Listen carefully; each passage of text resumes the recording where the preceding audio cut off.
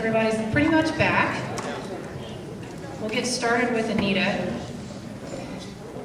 People who know me know I'm all about founding fathers, founding principles, and I had a slide up there. It's not up there now, but I have 2 books on the table. Let me grab those because I want to make a point with these, and I think Anita might be able to expand on that. Did you see my slide? Yes. Okay. This election is all about what you just saw. It may not seem that way here in Colorado Springs. We're pretty insulated, but Occupy's going on. It's not stopping. And our president, his rule book is this one. This is what's driving the Occupy movement. The left. These are the Federalist Papers, the U.S. Constitution and Declaration of Independence written by our founding fathers. The right. This is the war being waged right now, again, in the United States of America. And I truly believe this election is going to determine which of these prevails in the United States. So that's all. I want you to think about that. Here's a quote. All tyranny needs to gain a foothold is for people of good conscience to remain silent. I'll let you think about who said that, but Anita has not remained silent, and I'm very thankful she hasn't. So introducing Anita MonCrief. She's in the film. She's got... I met Anita at the Republican convention in Tampa, and she instantly became my heroine. You'll find out why. And I said, I have to get you to Colorado as soon as possible, and I have to show this film to my friends in Colorado Springs, because I really don't know that our community sees much of this, but it is in Denver, and it was in the Springs. Our mayor put the kibosh on it, fortunately, and I did invite him here today, but he couldn't make it because of budgeting issues. He would have been a great compliment to you. But Anita, would you please give a quick summary of how you became an ex-liberal? Because this is an amazing story, among others, that she has to share. And you're going to have a lot of questions because she's got so much, and she's just incredible. So, Anita, take the floor. Thank you guys for coming out today. I'm honored to be here, and I wanted to tell you a little bit about my story and then explain why this is also important. I started working with ACORN in 2005.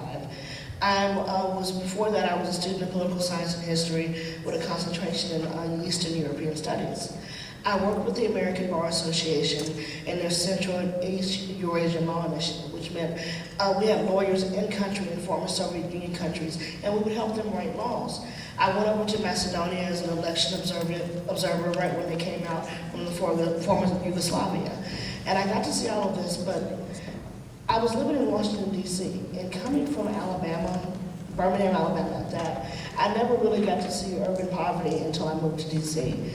And it was jarring. I didn't really, the one way in, one way out ghettos with names like Paradise, the generational poverty, it was horrible. And I realized while I was focusing on international relations, there was so much going on in my own backyards, and I wanted to help. So I stopped focusing on international relations, and I started looking around to see who was working in my community. Now, if you ever heard of ACORN circa 2004, 2005, before all the scandals, they seemed like a really great organization. If you went to their website, they talked about helping people. They talked about empowering the communities that were marginalized. They had pictures of black people with their hands up in the air, and they were cleaning up their neighborhoods, and it was great. So I applied to work with them, and I moved to Washington, D.C. And that's when my real conversion really began, because I went from being an idealistic young person to being a radical. And when I say radical, there was an article that Politico did about this woman screaming on a bullhorn while there's a baby wearing an ACORN t-shirt, and she's got a little sign in front of her that says, "Please don't foreclose on my house." And we were out in front of the Federal Reserve, and I was that woman on the bullhorn screaming at the crowds about foreclosures, and that was my baby that we were using as a prop, because you always got to have a cute little kid that's about to lose their house. That's ACORN. You always got to have some type of stereotype, something to put on the 5 o'clock news, And I went down that path, down that rabbit hole. I saw voter registration fraud, I saw corruption, tax evasion, money laundering, all types of corruption. I learned that they weren't fighting to end poverty. The money was in the fight.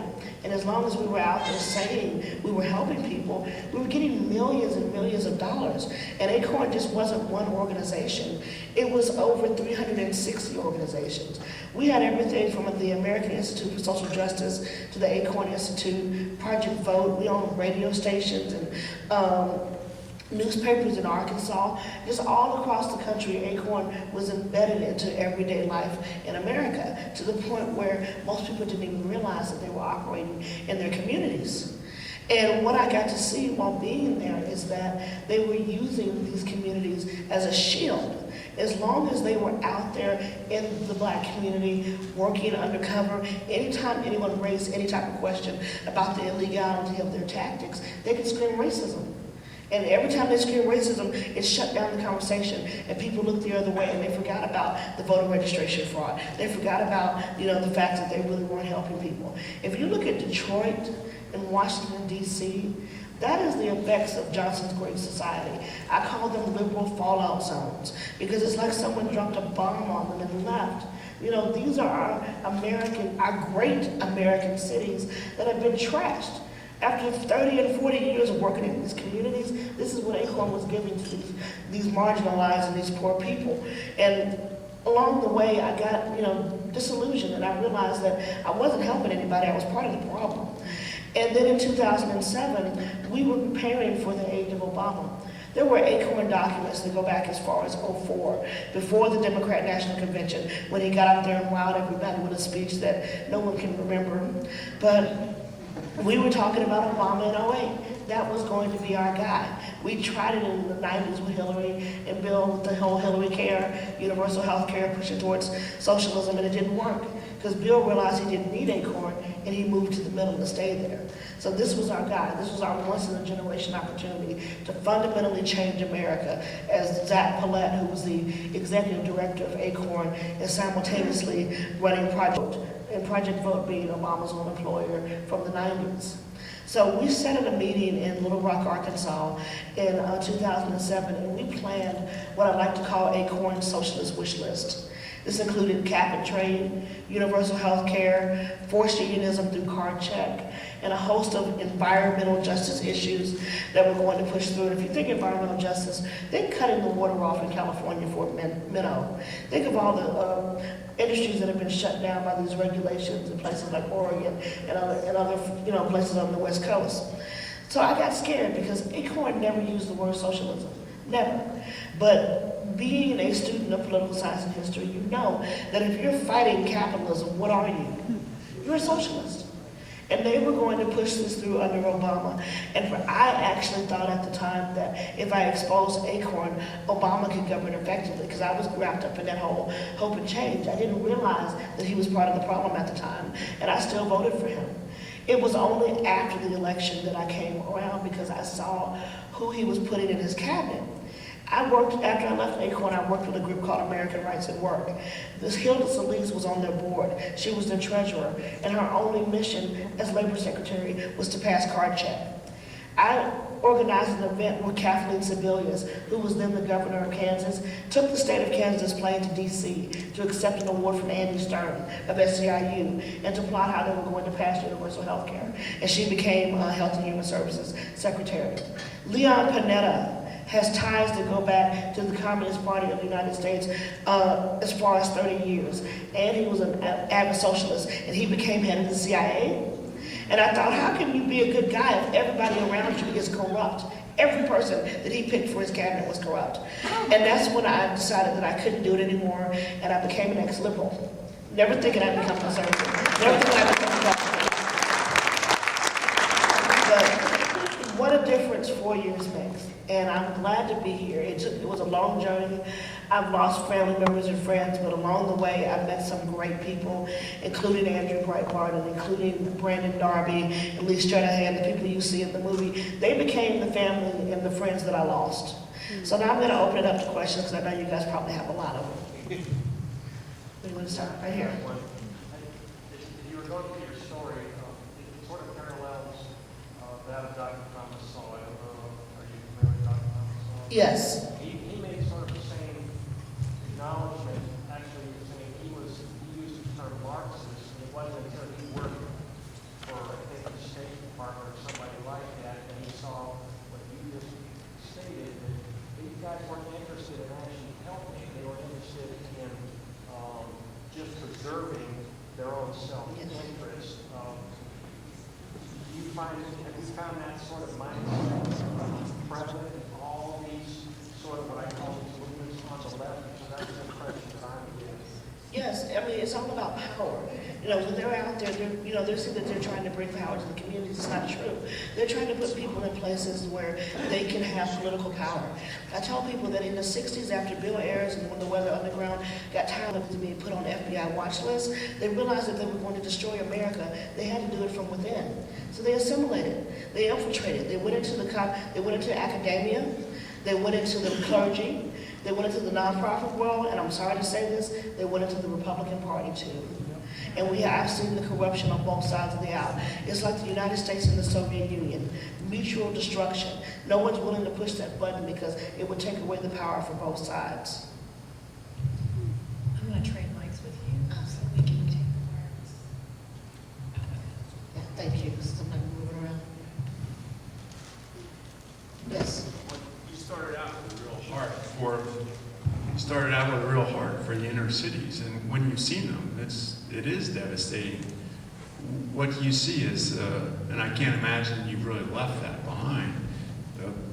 What kind of hope do you see for the inner cities? Well, that's one of the things that I'm working on this side. I've been going across the country, talking to people and teaching them that it is our job now. If we're going to take America back, we have to do it block by block. We didn't lose it that way, but that's how we're going to take it back. It is our responsibility to go into these places where we were given ACORN tax dollars to go in, and they were going into these places and they were taking Republican dollars and registering Democrats, and the whole time telling them, these white people don't care about you. They're holding you down. They're racist. So now it's up to us because we are our own best asset. And I tell people this all the time, and I don't think people realize it. You are your own best asset. You pulled me over. I was a radical who was hurt and angry and didn't know where to go. And I met some of the warmest, sweetest, the most loving people on this side. When you see that and you compare it to the anger and the evil and the hatred of the left, there is no denying that we have more in common than we have differences. But there's money in keeping us divided. So if we're going to do this, we have to be serious about it and stop preaching to the choir and get out into these communities. You looked real good on the film, by the way. You came off real good. Thank you. Considering the people that Obama surrounded himself with, do you think that Romney has a chance to change anything in government, or do we have to do something else, or what do you think about that? Honestly, I think Romney he's going to come in and try to fix things. I don't think it's going to be the answer that we're looking for right now. He's going to have some massive cleanup to do. So I think that for that 4 years is going to be all about trying to repair America, to pull us back from the brink of socialism, which is where we are right now. So, when you look at Hugo Chavez and these other socialist countries that want Obama to win, there's a reason for that, and it's very scary. So I don't think that, some of the things that we're looking for will probably not be accomplished in the next 4 years because it's going to all be about cleanup. In the movie, you mentioned there's a second step, and it's not talked about it. We saw the first step is Occupy Wall Street. The second step, what's the second step? What do you think is going to happen during the elections, after the elections? No, that is something that I hope doesn't happen, but I've seen this. And if you guys, did you see the video that the Daily Caller released when Obama was doing the race baiting back from the 2007 speech? That's very important because that's very telling. The media is trying to put it out there as that's just blacks being blacks. When he gets around black people, it's okay for him to talk different. I'm tired of this otherness that they keep trying to put on black people. But honestly, it's race warfare, it's racial tensions. And we saw this with the Trayvon Martin case. When Obama got up there, he said if I had a son, he would look like Trayvon Martin. He was trying to incite black feelings of another black life being taken away. Unfortunately for them, George Zimmerman was white. He was a white Hispanic. Have you guys ever heard the term white Hispanic before? Never. in there somewhere. Because that's the way it is, and it's kind of scary because if you look at Chicago and places up north, it is black teenagers that are out there rioting in the streets, causing racial tensions, but no one wants to talk about black racism against whites, but it's okay to do it the other way around. So we have to be careful with that because they're going to try to use those tensions. There's a document that I put on Big Government in an article I wrote about a couple of weeks ago about a group called True the Vote that I work with, and it's from Colorado, and it's from 2004, and they talk about how to go in and pretend like there had been intimidation at the polls when none existed. And part of that was to capitalize on past racial tensions and histories of being disenfranchised. And they always go back to the civil rights movement. They don't talk about the fact that Democrats were the ones that were really disenfranchising blacks then, but they use our history against us so we can get out there and feel like we're once again being oppressed. So we have to be aware of that and not fall for it. Don't fall for the race baiting. Don't let them get you into situations where it looks like something like that is going to happen.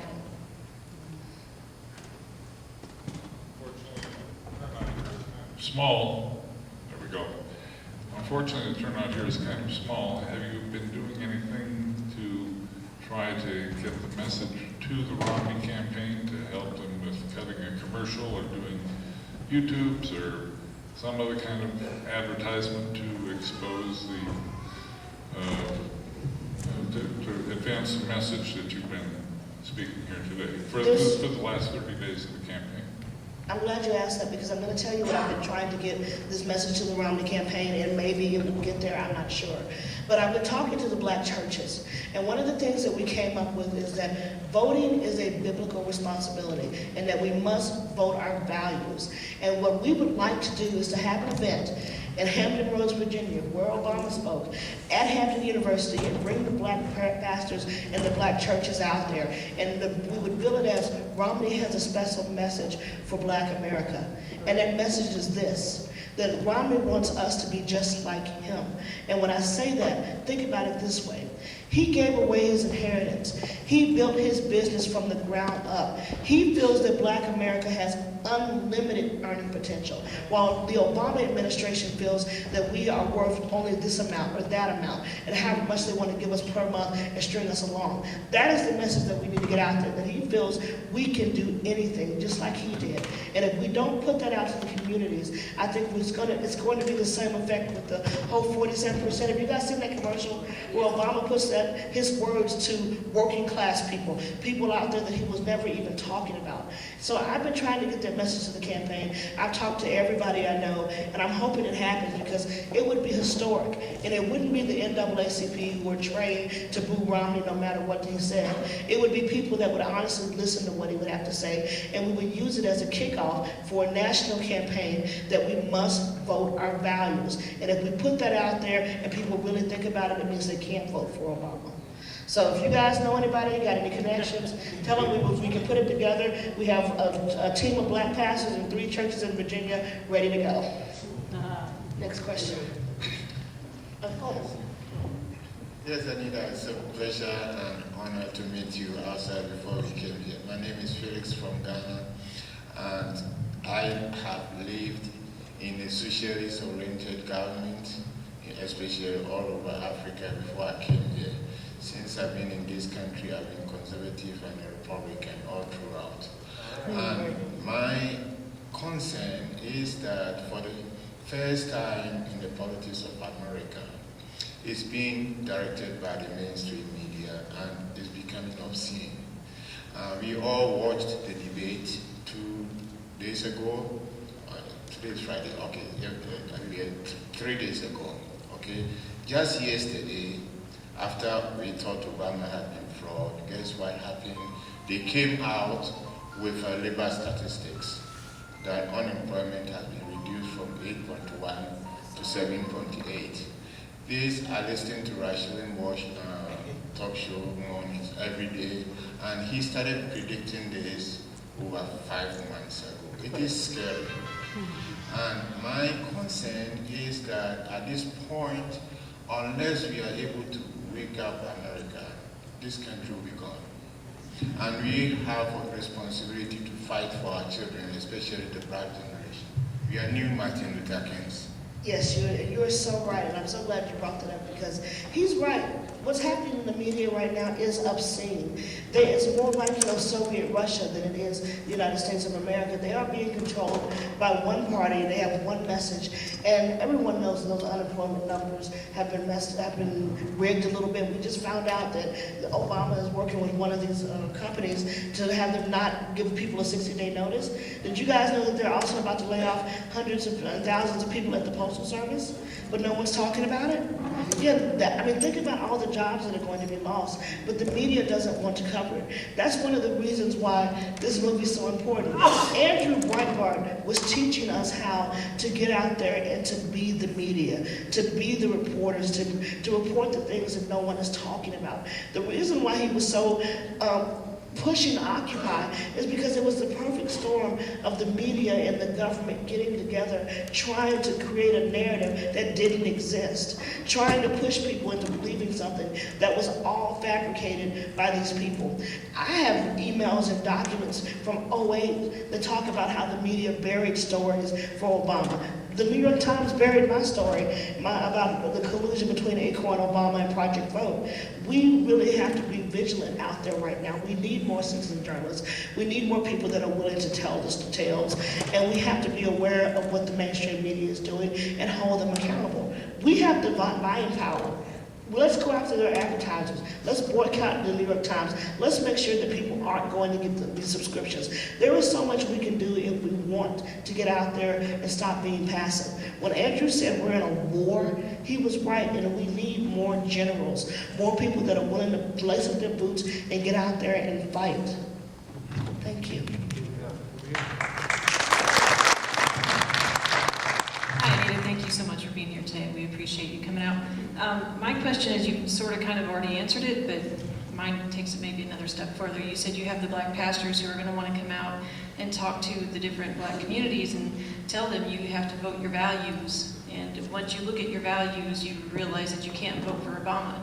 Have you had any successes? Have you had any people, have you gone into the communities individually and spoken with people on an individual basis and had success? Because my impression, I could be wrong, but is that you might have more clout in speaking with these communities than, say, a white young conservative like me. And if I'm wrong, please correct me.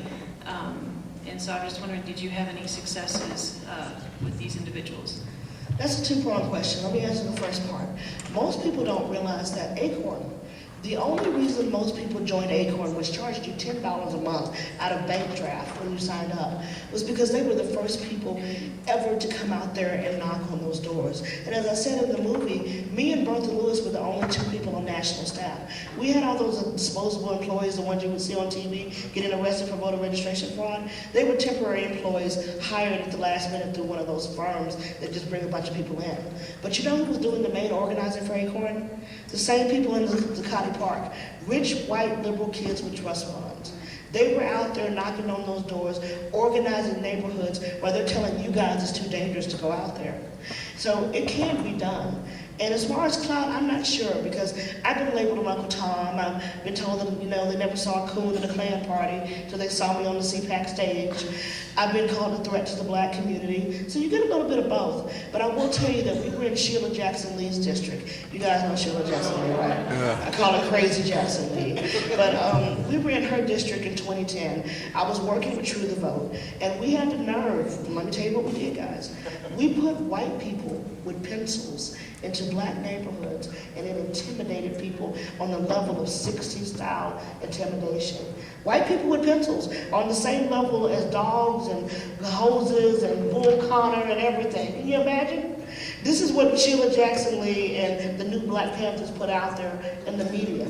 But what was going on in the communities is that these were conservatives in areas that they hadn't seen conservatives in 30 plus years. So at first people were a little leery, they didn't know what to expect.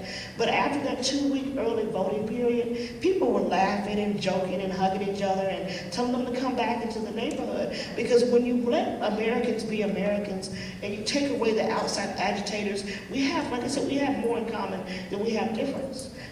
And we saw this in the 3rd Ward of Houston, Texas, which is not your most friendly neighborhood.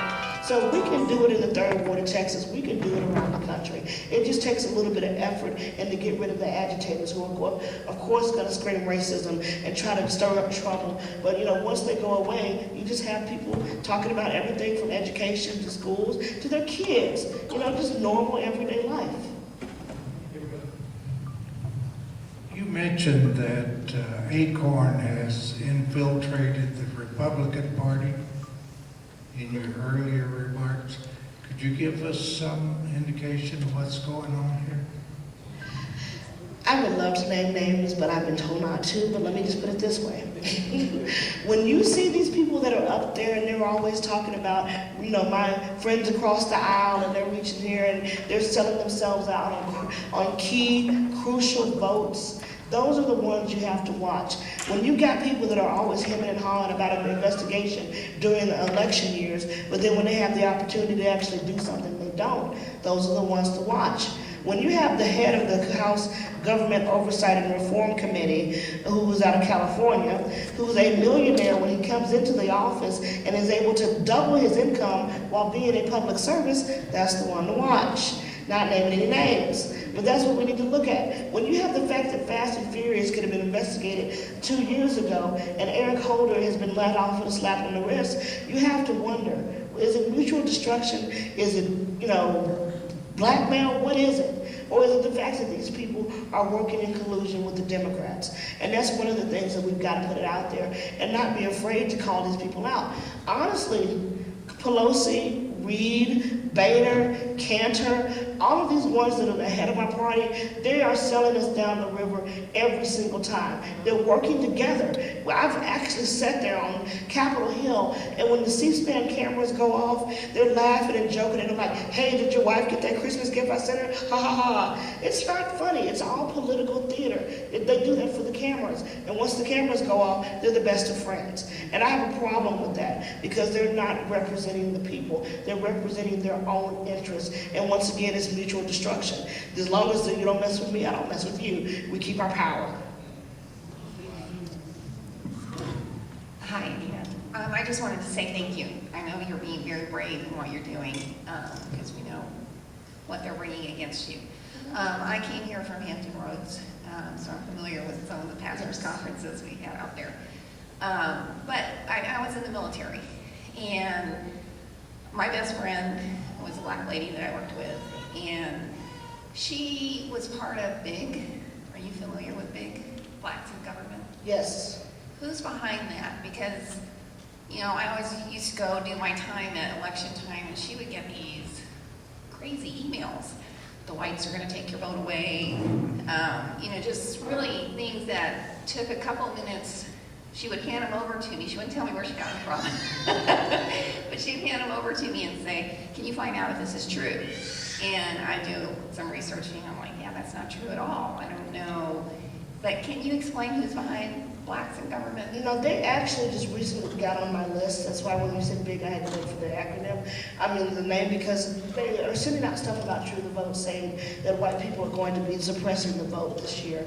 And I just think they recently came on my radar, and I put a little mark to go behind the scenes and investigate. But I know Van Jones, who runs Color of Change, and a couple of these other race baiters, as I like to call them, have been historically behind a lot of this information that goes out. When you look at ACORN and Project Vote, the British Center for Justice, DEMOS, the Advancement Project, these are the usual suspects that are working together in this field. So they create these little front groups of, black voices, or they get Al Sharpton out there to, he smells 8mm film and comes running. But those are the ones to watch out for because it's all race baiters. That's their only job. I tell people all the time, do you think those perms and suits are cheap? Somebody's paying him. Somebody's paying Jesse Jackson. They only come out. I never took a survey. I never got an email. No one ever called me. But all of a sudden, these are the so-called black leaders, and they're able to speak for a whole race. Who are the white leaders? Who do we call when white people are upset? I don't know. There's not this one person that speaks for your whole race. It's crazy. But I'm investigating that. I have a question. Yes. I have a question. The violence is effective, it appears. Could you talk for a minute about how much they're stressing the violence for what we might look for in the coming years if we have a Romney administration or if we have another Obama administration? What's it going to look like? I do worry about that. I try not to think about what would happen if we had another Obama administration, because I'm hoping we won't. But I will tell you that Occupy, this is the first act. That's why it was so important for you guys to understand the roots of it, because you saw this. These are in major American cities, in Los Angeles, in New York, in DC, Washington DC. We couldn't even walk in that area anymore. It was so putrid and full of rats, and they had to clean it up. But when you think about the arson and the vandalism and them breaking into homes and taking them over, these are things that can be done again, that will be done again, because they were trying to see how far they could go. We were at the Defending the American Dream Conference in 2011, where they came into the DC Convention Center and they blocked us in for 2 hours. They put their children in front of the door, and the police were more harassing the Tea Party members and the people on the inside than they were the folks blocking the door. They laid out in the streets and almost got ran over and hit by cars, and they were threatening the people that was almost hitting them. And I'm like, wait a minute, they're going to go to jail for almost hitting someone who's laying in the middle of the street and you can't see them? But they're testing to see the boundaries of what they can do. And they saw that the police are on their side. The media is on their side. So that means that they can get away with violence. They can get away with intimidation. They can get away with locking 2,000 people in a building for 2 hours. So we need to be aware that this is just the first act. And if a Romney administration comes and he does something that they don't like, they are going to come back in full force, because they've been trained and they're still being trained. They were out at the debate a couple of days ago. And most people didn't even see them, because they were only there for media presence, for them to take pictures of them, to put it on the media, for them to say there were 100 and so protesters. They were at the DNC convention, they were at the RNC convention, but they're doing it just to let people know that they're present. They haven't gone anywhere. They might not be occupying Zuccotti Park right now, but they are ready to be deployed at any moment. In the film, in the 1930s, it said the mob had left. It didn't have anything to do, so it went to the unions. How much mob involvement now do you think there is in the unions? Well, there's Jimmy Hoffa Jr. running the Teamsters. I don't know. I'm just kidding, guys. But seriously, I think that it's a lot more. It's not just mob, it's organized crime through the unions. Unions have become their own mob.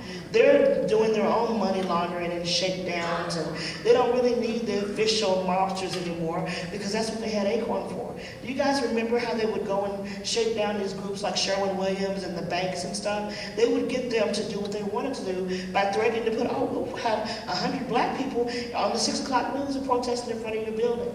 We'll make you seem like you're racist and you don't care. And all of a sudden, they had H&R Block giving them money. They had Sherwin-Williams giving them money. They had Bank of America and a 10-year partnership with them. And then you look at the public sector unions and what they're doing in Chicago. They don't have any respect for Rahm Emanuel. They will go against whoever to get what they want, because they have learned the power of the protest and getting out there. It's very effective, because no one wants that attention put on them. So Rahm right now is playing cleanup in Chicago. They are their own mob. They don't need the official gangsters anymore. I'd like to ask you a question.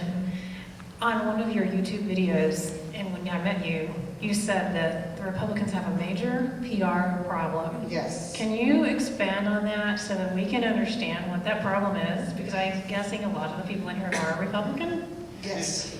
That is the reason why when I came out, I didn't become a Republican or conservative. I became an ex-liberal, because it never occurred to me that I was going to be Republican or conservative. My birthday was March 1st, which is the day Andrew died, but I had to renew my license. And that's when I became a Republican for the first time, because it occurred to me that I couldn't keep standing outside the system complaining about the game. I had to get in there and play the game, But it's because, you guys, let me tell you this. You shoot yourselves in the foot. It is a circular firing squad if I've ever seen one in my life. And I just don't know how to explain it any other way. It's like, we've got these really great ideas, and then you go around and you just take each other out. So one of the first things is how to package your ideas. You guys are very smart, very intellectual. So when you look at how things are, you think things out, you think that people should get it, they should understand. So it's like I was telling someone about my mom. Mom used to be a complete Obama bot. I mean, it took me 2 years to get her to come over, and it's only because she works for the Postal Service, and she saw what Obama was doing to the Postal Service, and it hit her in her pocketbook. And all of a sudden, she's like, you know, he's a socialist. And I'm like, oh, it took me 2 years, you know? But we got into a fight the other day. I mean, a really bad fight because she won't vote for Romney. And she was, you know, apparently there's a war on women. I told her, you know, she's hiding in the bushes, of course, like it's just sniping at us or whatever. But there's a war on women. So I told her, okay, you know, can you do a little research at least? But no, she's brainwashed. And so someone asked me, what's wrong with her? And I said, no, what's wrong with us? Why are we not reaching out to these people that are disenchanted with Obama? They're frustrated, but they don't understand our message. We haven't packaged it well enough to where we're responding to these attacks. We don't know how to respond. We're always on the defensive, but we never respond correctly. And we make people think that the Democrats are right. So until we stop coming at it from an intellectual level and thinking people should just get it, we have to package it for them. Like the Democrats do. They have dumbed down the people so much that they feed them information. And I'm not saying we go out there and create hope and change and yes we can slogans, but we do need to bring it down from here. And, you know, fiscal responsibility, free market principles, that's great. Explain how that affects the mom who's out the store and she's paying double because of Obama. Explain how that affects the mom who's at the gas station and gas is almost $4 a gallon. We have to bring it down to the level. So our problem is that we don't know how to communicate very well. And we let the left control and dictate how people think about us. And it's not right. But we just hadn't responded very well. And we let the race card shut us down. That's another thing. History is a dangerous thing. Make sure you know your history, and when they throw that race card around, throw it right back at them. Make sure they understand that the Democrats were the party of Jim Crow. Make sure they understand the Democrats were the one that were, you know, out there, and what the Republicans did, because it shuts them down. Because he wanted to use that history, but the history reflects badly on them. I know this is a dumb question, but why? Why is so much of the media controlled by the left? That's exactly what he was talking about. I can't understand how people can just divorce themselves from our Constitution. It goes back to education. It goes, when I went to school, that liberal arts degree should have just been a liberal degree. Seriously. I mean, I used to have this one white professor that taught African American studies, and apparently I wasn't militant enough for him. You know, get angry, get mad, you're black, you know. They program you. So imagine these kids coming out of these journalism schools. They're liberal anyway. They don't understand about ethics and not having bias because they haven't been taught. So they're letting their opinions color the way they report the news. And we're letting them get away with it. The New York Times should have been shut down a long time ago for that bias reporting. USA Today, Rachel Maddow shouldn't even have a job. And can you believe they gave Al Sharpton a TV show? I mean, really? We're not complaining about it. And Fox News hired Jamu Green. If you guys don't know who Jamu Green is, she's got that little short haircut. She called Tucker Carlson a vote tie-wearing white boy. She used to be the president of Rock the Vote and the national director of Project Vote and ACORN. She was on the board of the Democracy Alliance with George Soros. And she's over at Fox News with her 2 lesbian friends. So we're not demanding that our outlets represent our values. And as long as we're not demanding and holding back our money and our advertising dollars, they're going to keep doing what they want to do. I just have a question about, you were talking about how if you argue with people from gas prices and food prices and such. Yes. Well, when Obama was first elected, I was a little overzealous. But through time, I've tried to change my argument, right? And I've tried to hit him with those things. It doesn't work.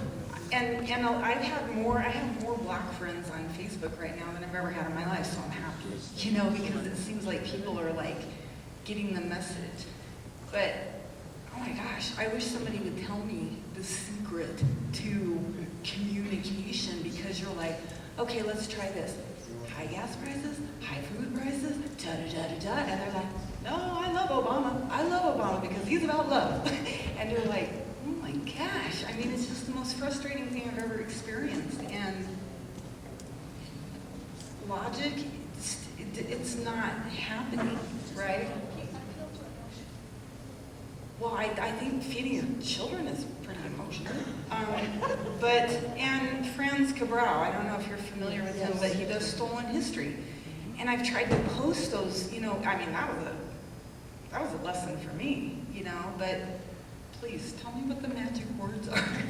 Well, I'm going to be honest with you because I experienced some of that same frustration, especially in the Black community. I don't know if you guys understand this. We are tribal people. We're clannish people. We're collective people. If you mess with one of us, you mess with all of us. And there's a certain element of what Yes We Can meant to the Black community was, yes, we can elect a Black president. So they've played on that so much. But I remember, and I tell people, back when Obama wasn't Black enough for the Black community. You guys remember when most Black people were going for Hillary? We were waiting on the third term of Bill Clinton. Bill Clinton has had his Black card since the 80s. We love Bill. But all of a sudden, they put Obama on TV. He was talking about help a brother out, and he's playing basketball and, going on tab and smiling and everything. They made him Black enough for Black people through marketing and PR because they took it out of the realm of him being a man and put it in the realm of history. Everyone started talking about if he was elected, it would be a historic moment. It would be this moment in history. It would be coming across or whatever. So that's what you're fighting against. You're fighting against the legacy of slavery, the legacy of Black people feeling like they're inferior. But at the same time, what I've learned is I listen. What you're gonna have to do is it's a slow process. It took me 2 years with my mom, and she saw everything that I was going through from the left, and it's still, and she loves me, but it was still that programming.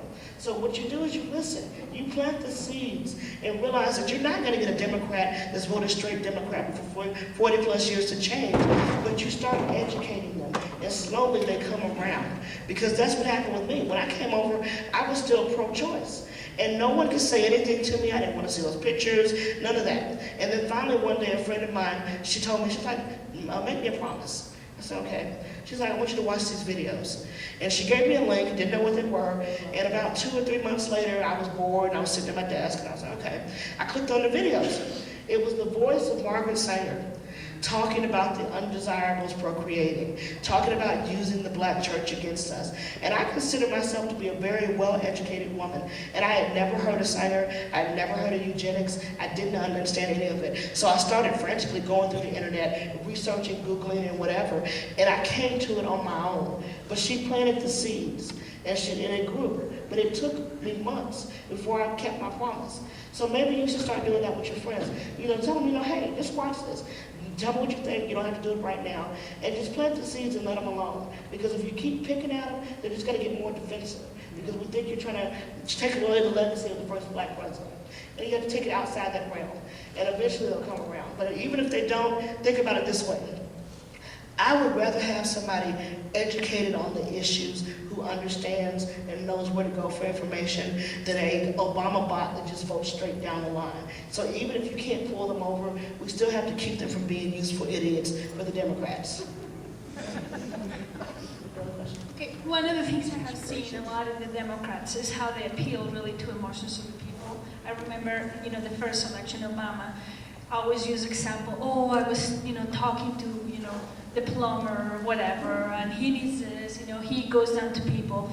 And one of the things that I see that is that the Republicans should use more instead of logic, because many people don't go for that, is appeal to emotion again.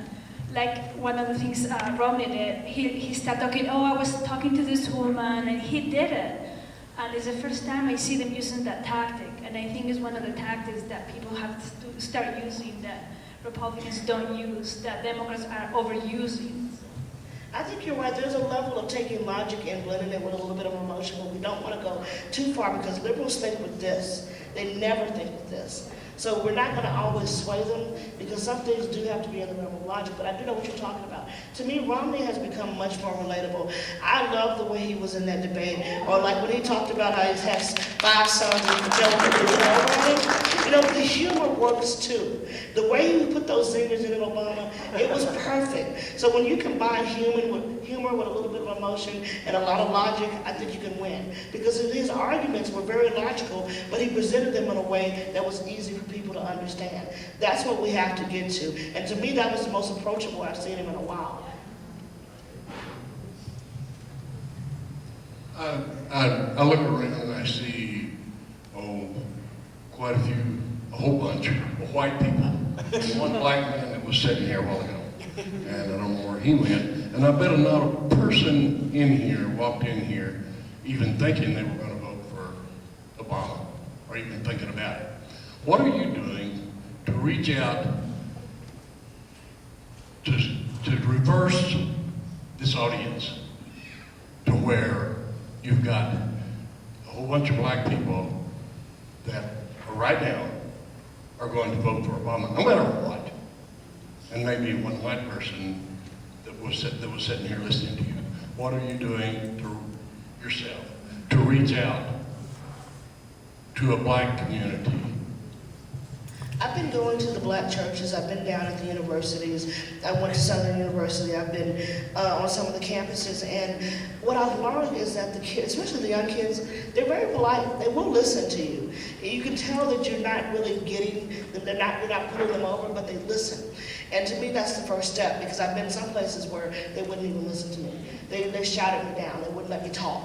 And so I see a little bit of improvement there. But I think that working with the churches has been my biggest thing, because there's a lot of pastors out there that can be helpful, and then there's a lot that are, like I like to call, preacher hustler pimps. Those are the ones that are driving around in a fancy car with a big house, talking about prosperity and passing the plate around 5 times. We have a lot of those in our community, and I've been out there working with people to call these folks out, because they're actually tools of the Democrats. They're being used to push a certain agenda.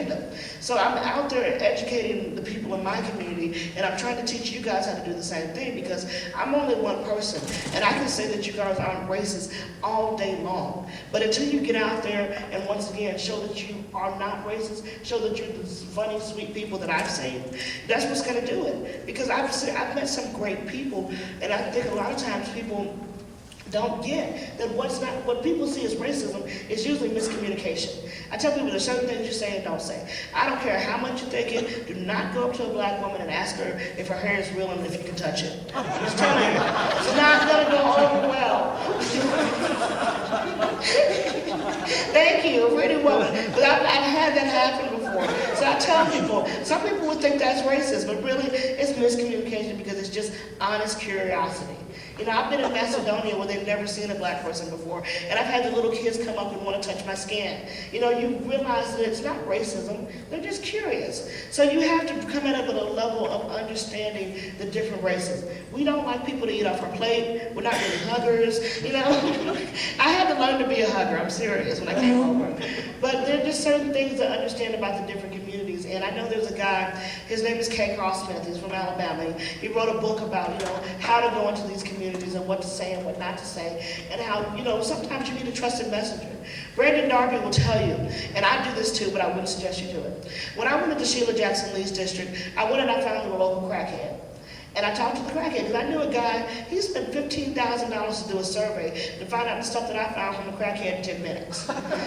Tell me where the people were, what they thought about certain bills in the community, including universal health care, where to go after dark, where not to go, and where the Muslim Brotherhood and the New Black Panthers, where their houses were, so I could know to stay away from there. I had all the information I needed about that neighborhood. Then I found out who helps him, who gives you food, who, you know, provides services for you, who's the pastor that you go to when you're in need. That's the person I went and talked to, because the crackhead told me where to go.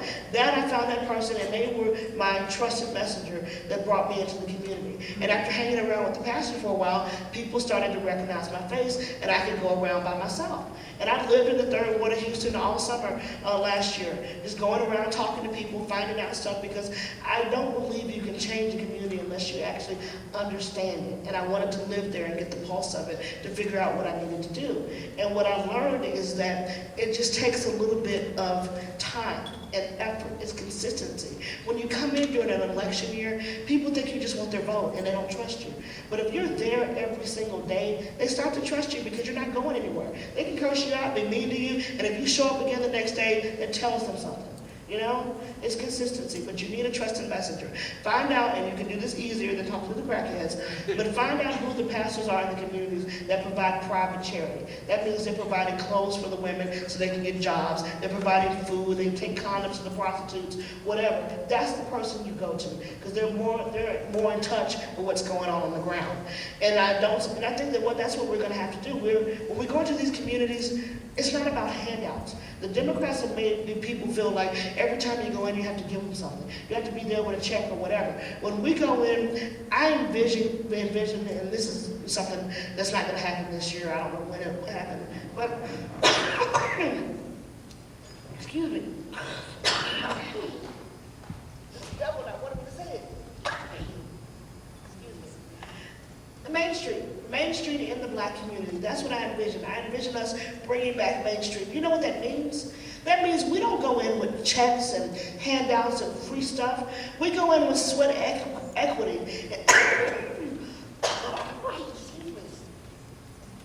And the collective knowledge of what we do. How many of you guys know how to write grants? How many of you guys know how to start businesses? How many of you guys have started a business?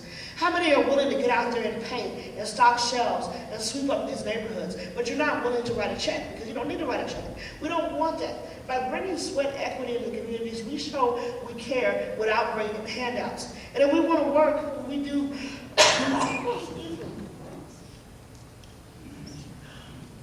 Thank you.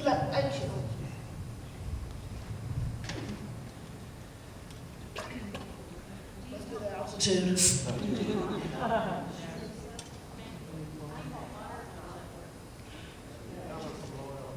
Just a little dry throat. I have asthma. But if we want to provide anything for the community, we do it through the churches. We never give anything directly to the people. Like if we want to provide clothing for these ladies to go out there and to get jobs and do interviews, we give it to the church and let the church hand it out to the people. Private charity goes a long way. That's how we're going to have to wean people off of these safety nets that we have, is to show that, I imagine, what if we, look at Romney. He gave a lot of his money to charity, and he's in a higher tax bracket. What if there was a way if you gave more money to these private charities that you didn't pay as much in taxes because you were investing directly? That takes away the welfare, the dependency, whatever. So there's still a way for things to get done, but it's not being distributed by the government. There's creative ways to help people without it being handouts. And I think that's what we need to realize. And I see that. We can bring Main Street into these communities. Who's going to fix Detroit? Who's going to fix these parts of D.C. and other places? Do we really want to let America to continue to rot and to decay? If anyone has ever seen some of those historic, beautiful buildings in Detroit with the chandeliers still hanging in the ceilings, and it looks like someone just bombed them out, what are we going to do about it? We need to run those politicians out, and they need to be in jail. Honestly, Monica Conyers, John Conyers' wife, who, you guys know John Conyers?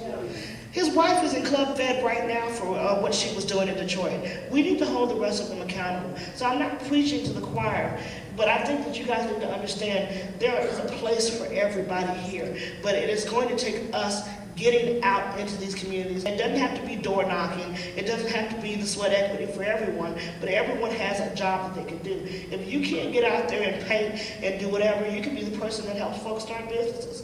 You can be the person that directs them on where to go to get things done. We're not going to build these communities up unless we invest in them, but it does not have to be money. I think money would be a bad thing right now because that's all they would expect. But if we go in and we bring something else, it will be long-lasting because we're building infrastructure in these communities. Unfortunately, we've run out of time. We're going to have to wrap up. Anita, thank you so much for coming and sharing your story. I wish we had 2 hours to give to you because you have so much that we have just not heard. But if everybody would please just give Anita a big round.